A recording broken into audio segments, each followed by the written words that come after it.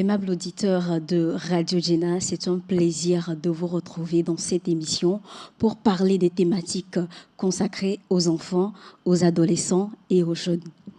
Pour ce premier numéro du mois de février, nous abordons la question de l'influence sociale.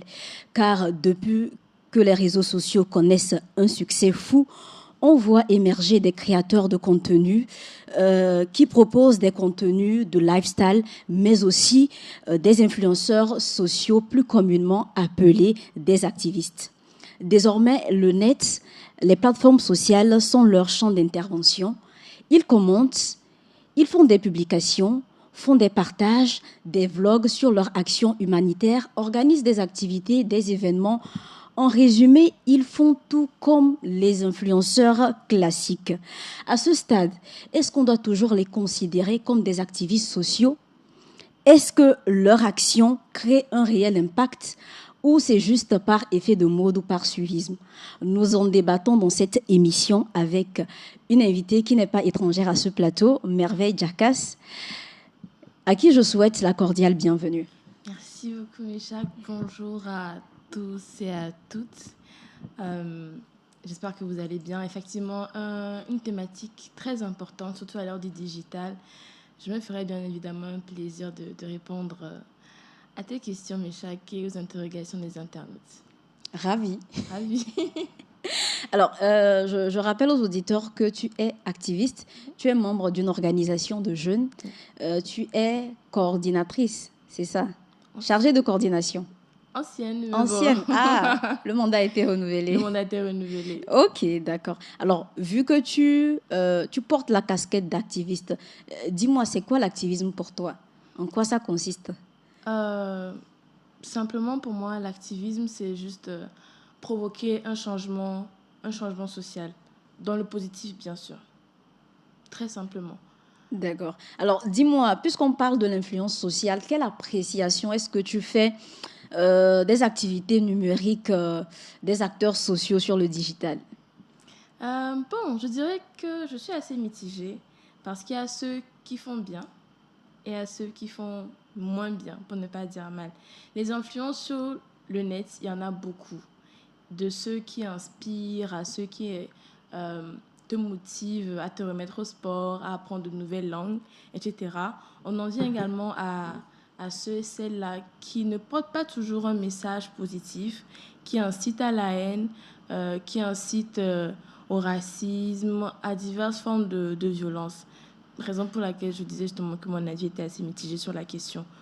D'accord. Alors, quand on parle d'activistes social ou d'influenceurs sociaux, est-ce seulement des personnes qui abordent des thématiques en lien avec ce qui se passe dans la société? Ou ça va plus loin?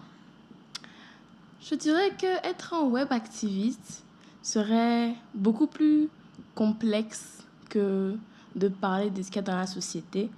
Je me dis avant tout qu'il faut parler d'abord un peu de soi, de ses combats, pour essayer de mettre les followers dans le bain et bien évidemment aborder des thématiques communales de la communauté directe.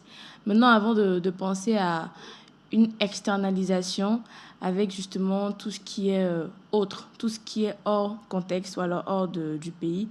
Et je tiens à préciser quand même que être un web activiste, c'est pas seulement parler de soi, mais de ce qu'on mène, mais également valoriser, bien mettre en lumière tout ce qui rentre justement dans le combat, tout ce qui provoque justement ce changement positif-là au niveau de la société. D'accord. Alors, sans forcément citer de nom ou de personnalité, ça dépendra de toi. Quels sont les contenus que les influenceurs proposent, que toi, tu as l'habitude de voir sur le net? Mon algorithme me propose souvent des thématiques en lien avec la politique, l'économie, le droit, les langues.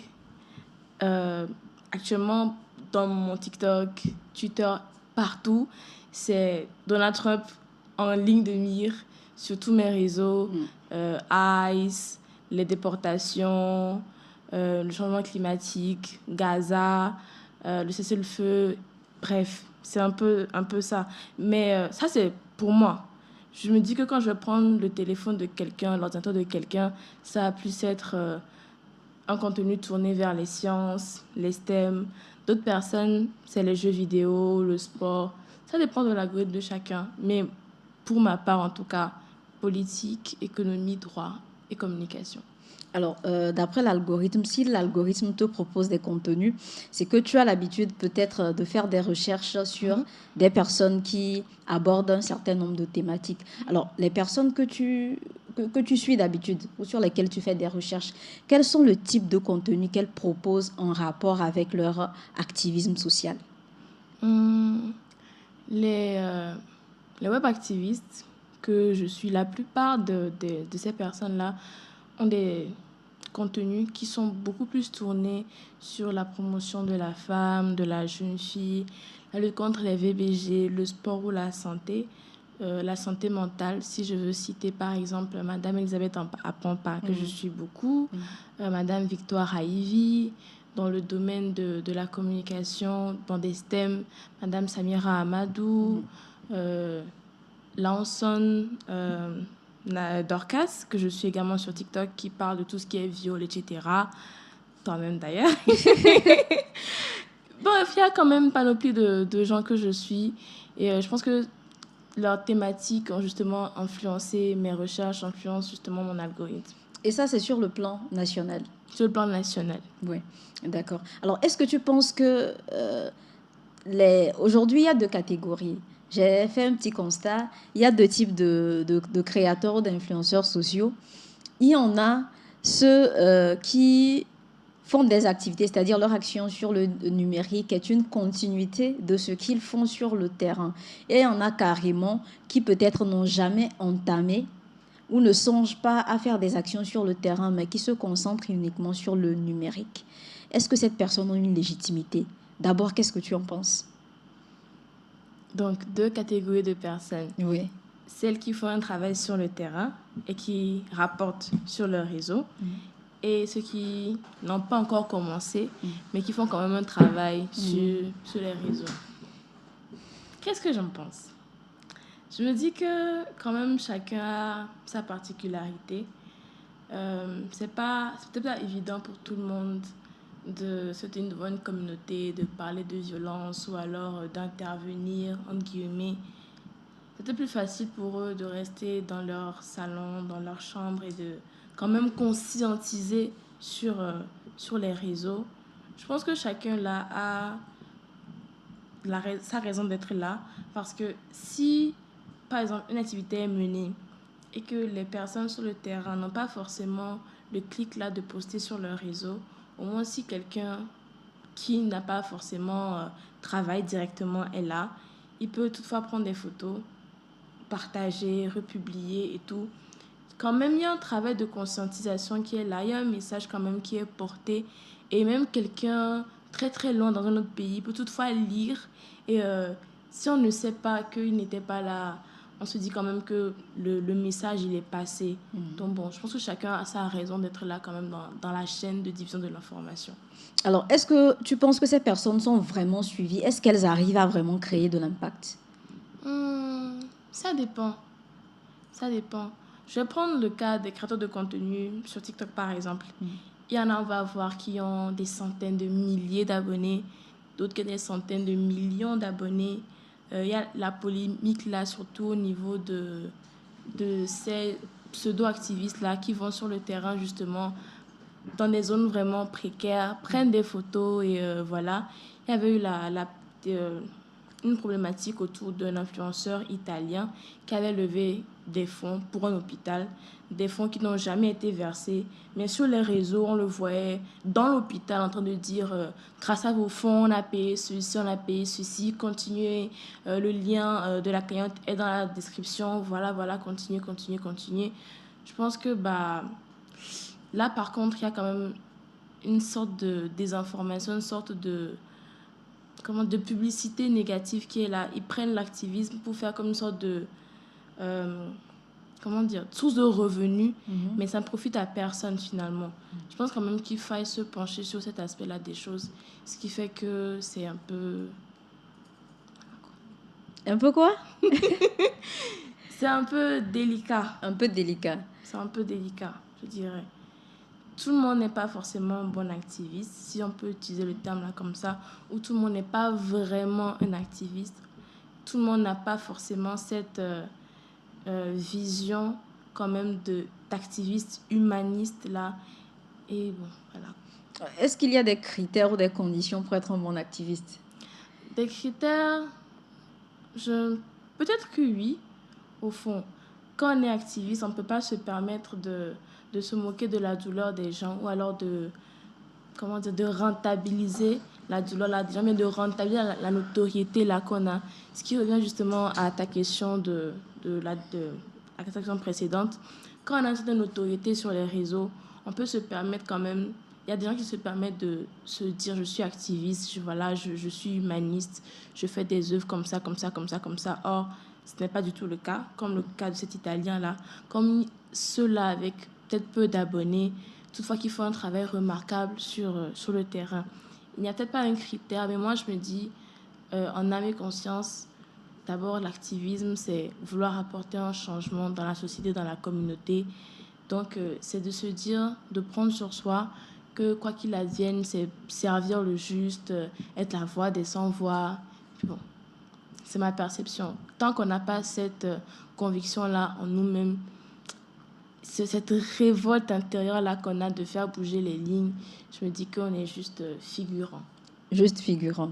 Alors, j'aimerais m'attarder un peu sur l'exemple que tu as donné par rapport à la petite polémique. Alors, est-ce que tu penses que mobiliser des fonds suffit pour mobiliser des fonds, aller dans les orphelinats? Est-ce que ça suffit pour dire qu'on est activiste?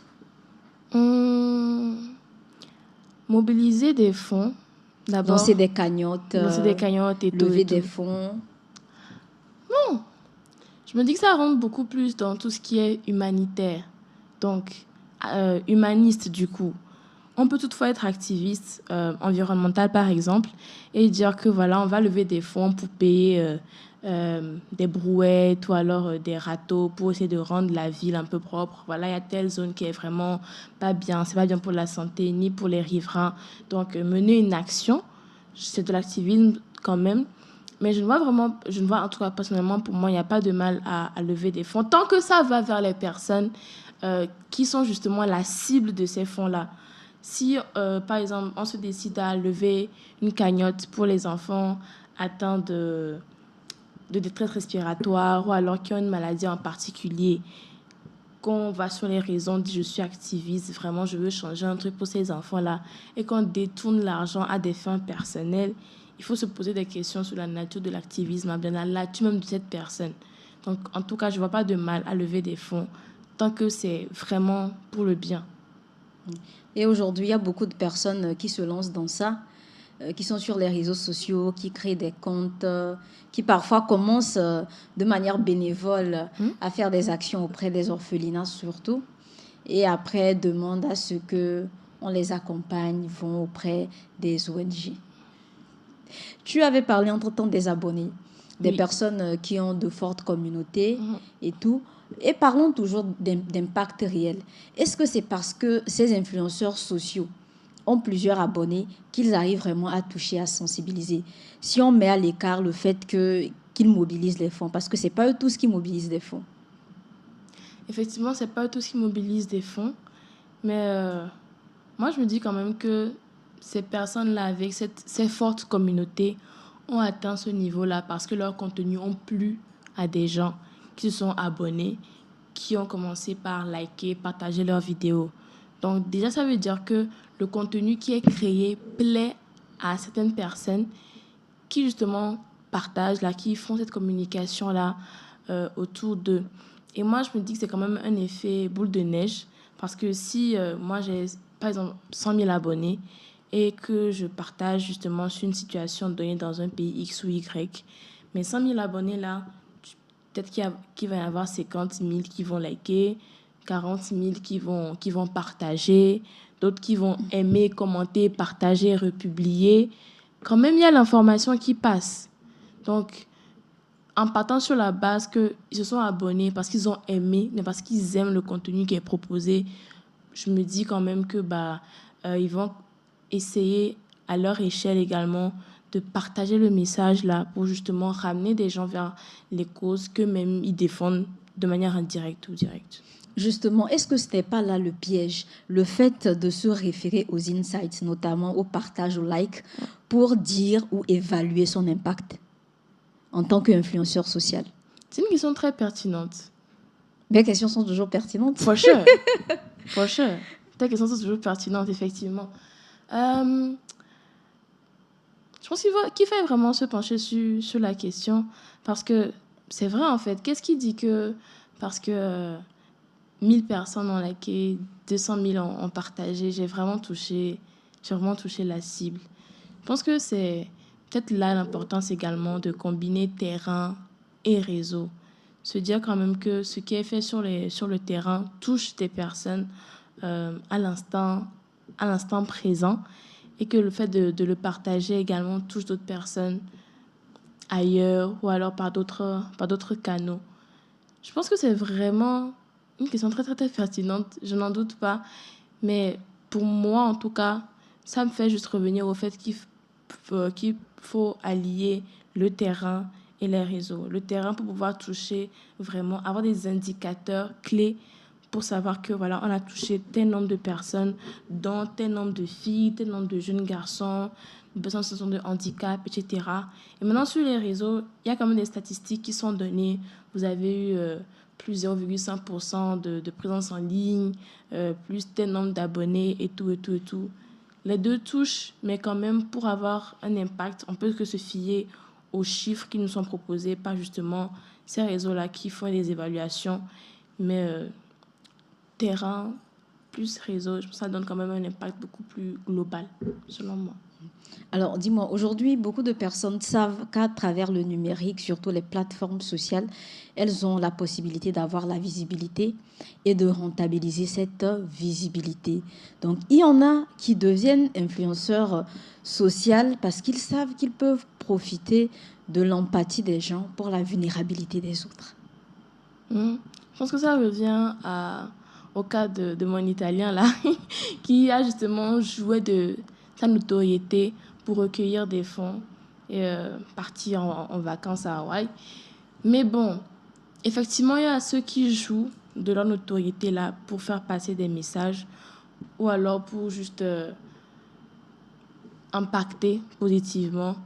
Récemment, aux États-Unis, il y a pas mal de célébrités qui justement sont contre les exactions de l'ICE. On a tous été témoins du meurtre, c'est un meurtre, voilà, de René Gou, d'Alex Petri. Et hier au Grammy, Bad Bunny a bien dit: nous ne sommes pas des animaux, nous ne sommes pas des sauvages ni des aliens, nous sommes tous des Américains. Je pense que il n'y a pas sur un de ses réseaux où il a dit je suis activiste ou bien je suis, je sais pas, humaniste, défenseur des droits humains, mais il a joué sur sa notoriété, sa célébrité là, pour faire passer toutefois un message. Je pense que c'est quand même à louer ces personnes-là qui, entre guillemets, jouent sur la célébrité, la notoriété, pour faire passer de bons messages. De là à les étiqueter d'activistes, peut-être pas encore, mais quand même des porteurs d'espoir pour la société qui justement font de leur célébrité une chose négative et positive plutôt pour tout le monde. C'est toutefois louable. C'est louable. Quand ça va dans le bon sens, c'est louable. Alors, vu qu'en matière de moralité, ce qu'on considère bien ou juste dépend de la culture, comment est-ce qu'on, par exemple, on peut se positionner en disant que telle personne fait de l'activisme positif? C'est vrai que la notion de bien et de mal est relative. Ce qui peut être bien chez moi est mauvais chez une autre personne, et puis vice-versa.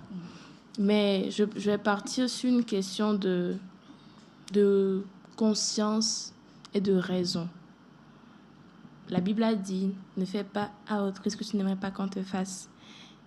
Dans les cultures, je pense quand même qu'il y a cette question-là qui est là, cette politique-là de do no harm. C'est-à-dire que si je vais quelque part et que je prends un couteau, que j'assassine quelqu'un, on sait que c'est quand même mauvais. En tant qu'activiste, si je vais sur le terrain, bien si je vais sur mes réseaux, je lance un live où je commence par dire que voilà, euh, les Noirs, c'est à abattre, c'est des animaux, c'est des sauvages. Je commence par lancer des caricatures un peu très offensantes ou alors discriminantes. Je pense que d'un point de vue général, quand même, on part quand même sur un activisme qui est négatif ou alors sur juste de la propagande ou de la haine généralisée envers une communauté. De la même manière, si un activiste, entre guillemets, va sur ses réseaux pour dire que bah, finalement, les femmes ne font pas un si grand travail que ça, il commence par dénigrer. Ou alors, comme ce parlementaire indien qui dit que bah, si le viol est inévitable, couchez-vous et profitez. S'il commence par lancer, oui, il avait dit ça, s'il commence par lancer des phrases comme ça, on peut vraiment commencer par se questionner sur la nature de son activisme, sur l'essence même de cela, et commencer par pousser des réflexions. Wow, j'avais pas entendu ça. C'est quand même chaud. Alors, parlons justement de ce sujet. On se rend compte que assez d'influenceurs sociaux entrent dans les polémiques. Depuis un certain temps, généralement sur les réseaux sociaux, on parle de sauce. Ils sont dans les sauces. Est-ce que le fait qu'un influenceur social tombe dans une polémique rend crédible le travail qu'il fait? Je dirais que peut-être tout dépend de la polémique. Il y en a qui peuvent quand même être positifs dans le sens où ça peut apporter un plus d'abonnés ou alors amener la lumière sur une situation donnée, comme celle vraiment qui met dans la sauce même. Récemment, l'Afghanistan avait, introduit, si je peux dire ça comme ça, un nouveau code pénal qui, en termes globaux, banalise la violence contre les femmes, la discrimination. Et j'avais lancé sur mon statut, je me posais beaucoup de questions, je me demandais, mais quand est-ce que la communauté internationale va voir ce qui se passe en Afghanistan pour réagir? Est-ce que Trump ne voit pas ce pays? Est-ce que c'est seulement le Groenland il veut pas l'Afghanistan aussi? Il faut se poser des questions. Point d'interrogation. Point d'interrogation. Et donc, j'ai reçu pas mal d'avis. J'ai classé en 3 catégories, de musulmans, de chrétiens en général et de personnes réellement islamophobes. J'ai remarqué quand même que moi, j'ai posé la question par rapport aux talibans. J'étais vraiment objective, mais est-ce que je me suis demandé, c'est dans la religion? C'est la question à qui suscité beaucoup de réactions. Et dans les commentaires des personnes que je classifie comme islamophobes quand même, il y en a qui ont dit mais c'est normal, les musulmans sont barbares de base, les arabes c'est pareil. Il y a des chrétiens qui ont dit que je suis pas sûre que c'est dans la religion, pareil pour les musulmans. Et je pense que ces opinions aussi sont personnelles. Sont personnelles, effectivement. Dans la religion, dans toutes les religions, on prône quand même l'amour et le respect de la dignité des personnes. Le respect et la dignité des personnes. Et je n'ai pas voulu entrer dans un débat religieux avec quelqu'un. D'accord. Donc, qu'est-ce que j'ai fait? Je suis partie voir quand même un leader, pour moi en tout cas un mentor, M. Tchania Maman Raouf, que je suis partie voir. Je lui ai dit, mais je veux plus d'éclaircissement. Et j'ai compris une chose. Avant de se lancer dans un débat, il faut faire des recherches. On ne rentre pas dans un débat pour dans un débat. Parce que finalement, que ce soit bien ou mal, il y a un libellé qui s'attache à votre nom. Donc, il y a les polémiques, c'est vrai. Mais ce que j'ai appris, ce que j'essaie également de dire aux gens, avant de prendre position, cherchez à faire des approfondissements pour ne pas prendre parti pour rien. Il faut en parlant, vous pouvez vous dire, je me suis basée sur ceci et tel facteur pour parler. Pour que ce soit juste de votre imagination. Donc, c'est juste pour expliquer un peu, pour donner un exemple d'un cas vraiment concret de polémique, si on peut dire ça comme ça. Oui. Alors, le fait que les influenceurs sociaux dénoncent des situations, est-ce que ce n'est pas indirectement chercher à rentrer dans des polémiques? Je pense que la question est vite répondue. Le football, il a changé. Et il faut également qu'on s'adapte à tout ce qui se passe. Si on est là en tant que web activiste, on est là seulement, on ne dit pas grand-chose. Sur quoi est-ce qu'on apporte de la lumière finalement? Parce que c'est l'essence même de la chose, selon moi, c'est d'apporter un changement positif, même s'il est minime.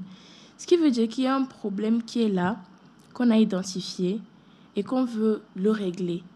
Donc, c'est d'abord quand même d'en parler. On oublie un peu, par exemple, de parler des Ouïghours en Chine, mais à des activistes chinois, bien asiatiques en tout cas, qui font le rappel. Ah, rappelez-vous des Ouïghours également. Récemment, les gens ont commencé par oublier un peu Gaza. Il y a des activistes qui sont là. Rappelez-vous de la bande de Gaza, ce qui se passe en Gaza, le cessez-le-feu, etc. Ça crée toujours polémique sur les réseaux parce qu'il y en a qui vont dire ah, mais laissez-les mourir, c'est démodé. J'ai vu un commentaire comme ça C'est quand même trash, on va éviter qui les propos. trash, on va éviter les propos, effectivement. Voilà.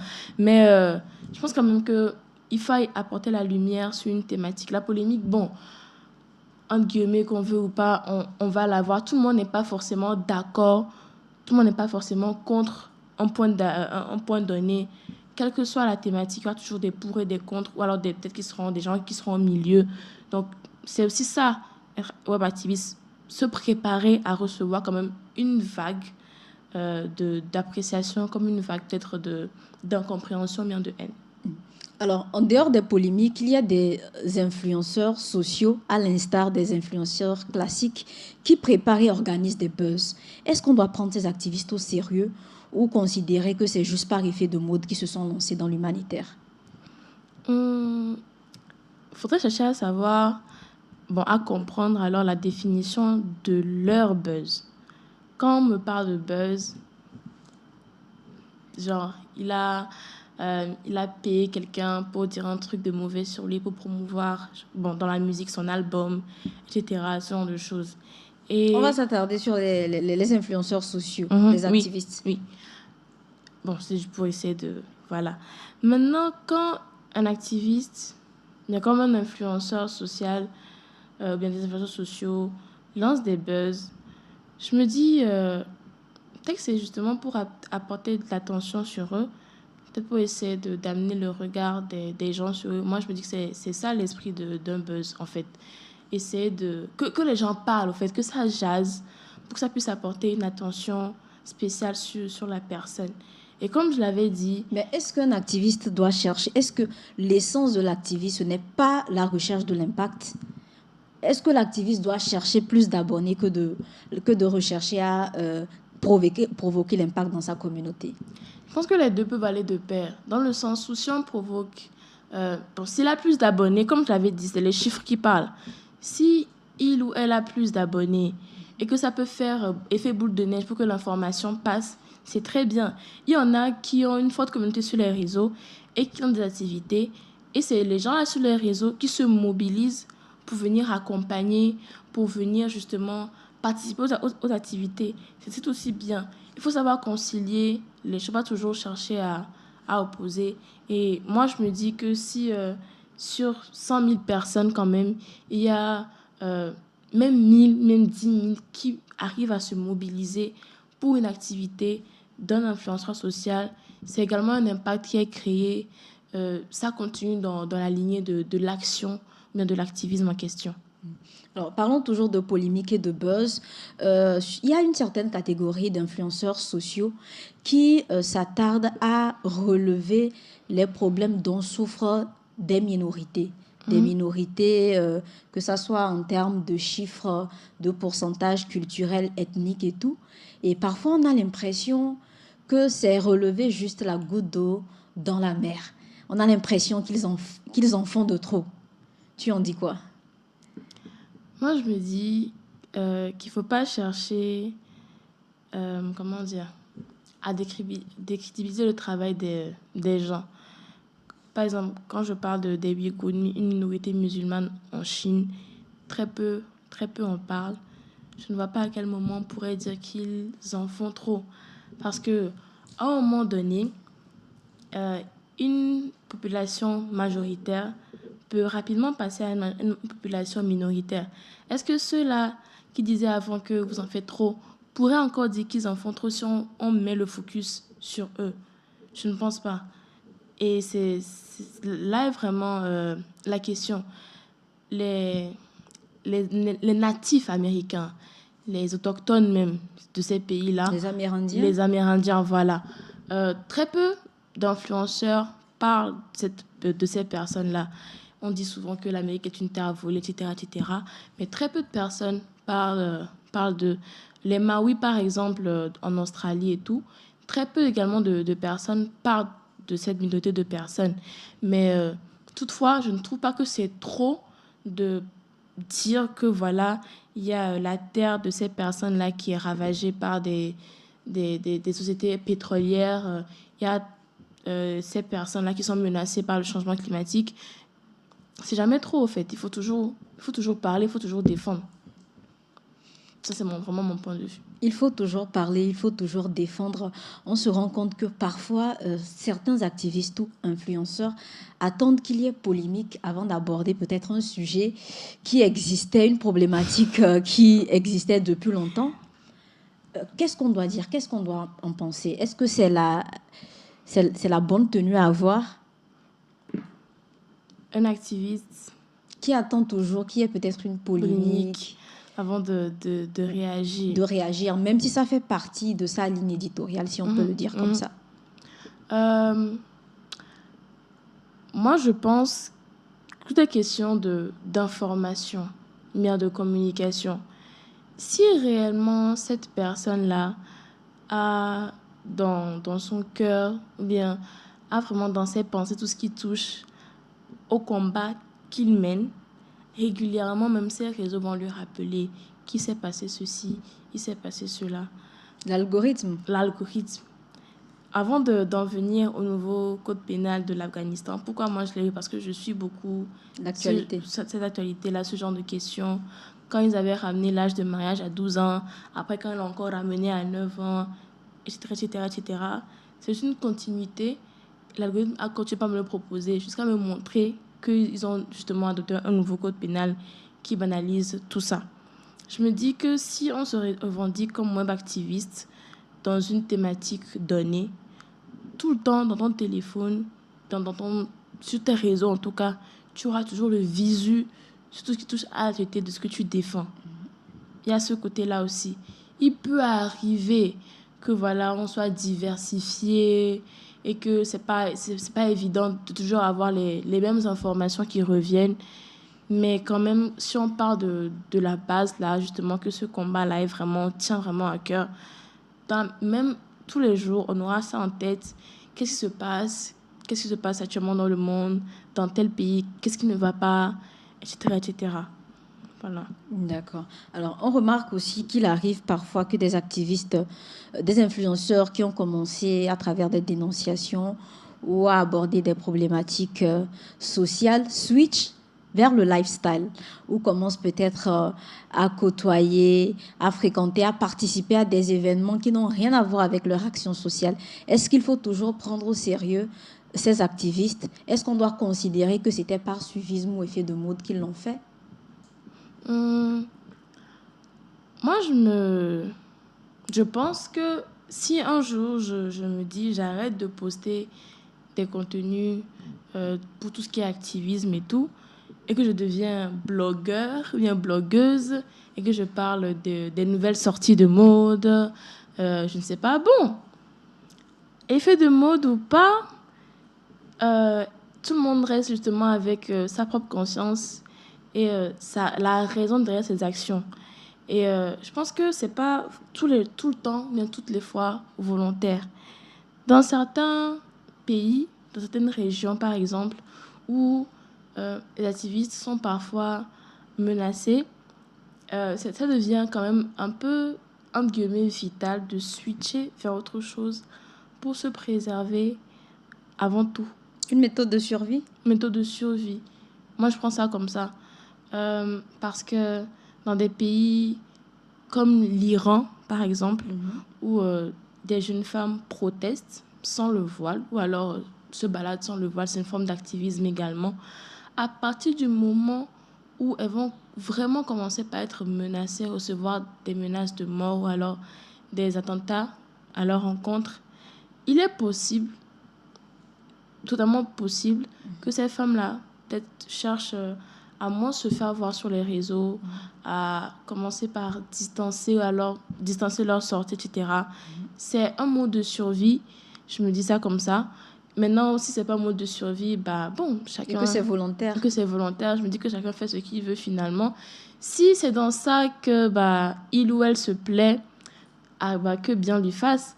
Toutefois, je me dis que quand on arrive à devenir activiste ou alors quand on se revendique activiste, il y aura toute cette petite voix-là quand même qui va résonner pour dire ah, mais genre, on a le souci de l'humain, le souci de ce qui se passe autour de nous. Peut-être que même dans le lifestyle, là, on peut toutefois continuer un peu par parler de ce qui se passe, essayer d'éveiller les consciences et tout et tout. Et lorsque c'est l'inverse, on est dans le lifestyle, les vlogs de sortie, d'activités, de divertissement, de loisirs, et que plus tard, on revient, on se lance dans l'activisme social. Est-ce qu'on peut dire là-bas que c'est du sérieux ou carrément penser que c'est une reconversion par effet de mode? Si l'activisme devient un effet de mode, je pense que c'est bien. C'est bien qu'il y en ait qui veulent quand même faire quelque chose de positif pour leur communauté. C'est bien de voir que ce que les activistes font est apprécié et ça pousse les gens à s'intéresser à cela, à s'intéresser aux causes sociales. Donc, en tout cas, j'encourage ceux qui ne sont pas encore dans ce domaine-là, justement, à s'intéresser à ça après tout.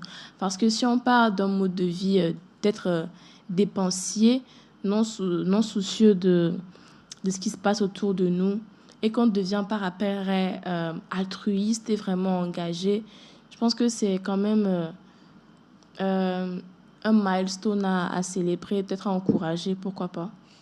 Alors, vivement que tout le monde devienne activiste social. De vrai. D'accord. Alors, on a parlé beaucoup de polémiques, de buzz, de la manière dont les sujets, les problématiques sociales sont abordées sur les réseaux sociaux. Alors, selon toi, c'est la dernière question. Comment est-ce que ces sujets-là doivent être traités pour avoir plus d'impact? Car l'objectif, lorsqu'on est un activiste, c'est de provoquer le changement et avoir un impact sur sa communauté. Je dirais apprendre avec des pincettes. Beaucoup de pincettes. Parce que pour en revenir à la question des polémiques, il faut toujours être fondé. C'est-à-dire qu'il faut que les dires soient fondés. Il ne faut pas partir de néant, ex nihilo. C'est comme la littérature. On ne parle pas de rien. On ne parle pas non plus de rien. Il faut partir de quelque chose. Et je pense que l'information est la clé de beaucoup de choses. La communication est la clé de beaucoup de choses, comme un facteur qui peut également détruire. Si un activiste se permet de relayer des fake news, par exemple, que voilà, dans telle zone, on a fait ceci, et qu'on voit que c'est faux, je pense que ça crée une autre polémique, ça crée un autre buzz, ça crée un autre problème. Donc moi, je me dis, l'information, la bonne, est la clé de toute chose. L'information, la bonne est la clé de toute chose. Donc, suivez Radio Gina. Merci. J'avais même l'intention de dire au revoir aux auditeurs, mais je pense qu'il n'y a plus besoin de conclusion. Suivez Radio Gina pour avoir l'information de qualité, parce que nous avons des programmes de qualité. Merci de nous avoir suivis. Je rappelle aux auditeurs que vous êtes activiste social. Vous intervenez également sur les réseaux sociaux. Vous êtes Merveille Jacas. Yes. Merci d'avoir accepté notre invitation. Merci beaucoup à vous. C'était Méchac Nyaro au micro. À très vite.